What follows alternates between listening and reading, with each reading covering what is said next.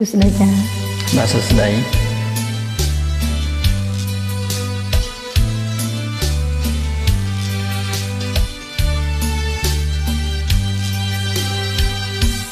វិ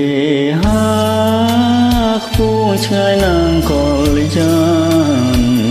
ស្នេហាព្រៀបបាននឹងបាក់សាបាក់សី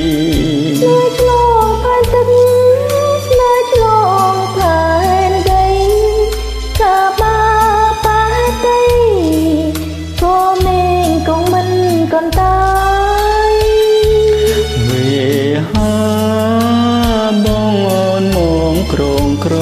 ប់ត្រវ៉ាចាំក្តោមអមលងទុកក្នុងកាយដូចគេញោបស្នេហ៍គ្មានរឿងមុខឡើយคงក្លិនមិនធ្វើសំខាន់ចិនជែងសំពួន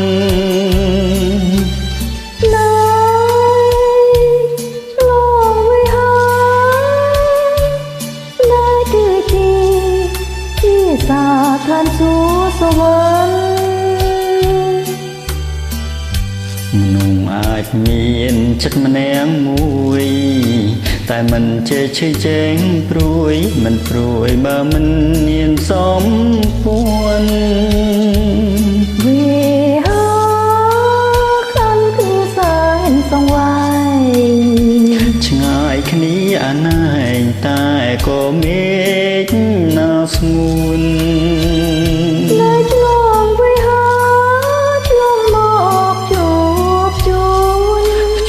ចិត្តនឹងស្ងួនចិត្តពីរចងជាចិត្តមួយ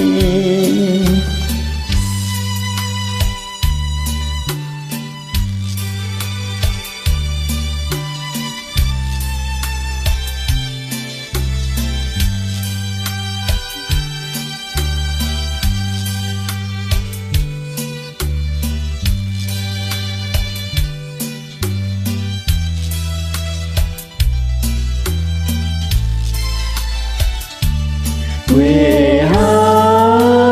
ខានគ្នាសែនសង្វេងឆ្ងាយគ្នាអាណែងតែក៏មេឃណាស្ងួនស្នេហ៍ឆ្លងវាឆ្លងមកជួនជាប់ចិត្តនឹងស្ងួនចិត្តពីរគ្រប់ជាចិត្តមួយ